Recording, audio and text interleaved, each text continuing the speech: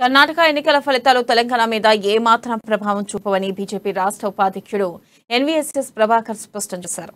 కర్ణాటక ప్రజల తీర్పు ప్రత్యామ్నాయం వైపు ఉందని, రాష్ట్రంలో బీఆర్ఎస్ కు ప్రత్యామ్నాయం బీజేపీనేనని ప్రజలు భావిస్తున్నారన్నారు. వచ్చే ఎన్నికల్లో రాష్ట్రంలో అధికారంలోకి వచ్చేది బీజేపీ పాలనేనని, కాంగ్రెస్ బీఆర్ఎస్ పగటి కలలు కంటున్నాయని ఎద్దేవా చేశారు.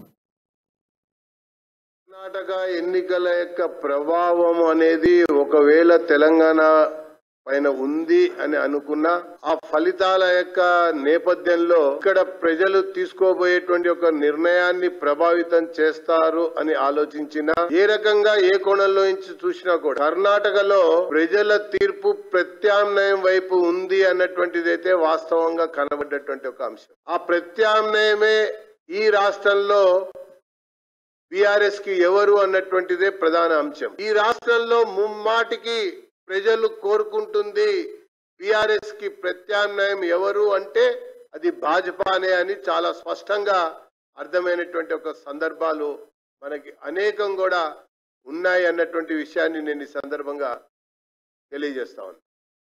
ప్రధాన ప్రతిపక్ష పార్టీ శాసనసభలో అయినప్పటికీ కూడా కాంగ్రెస్ ఘోరంగా వైఫల్యం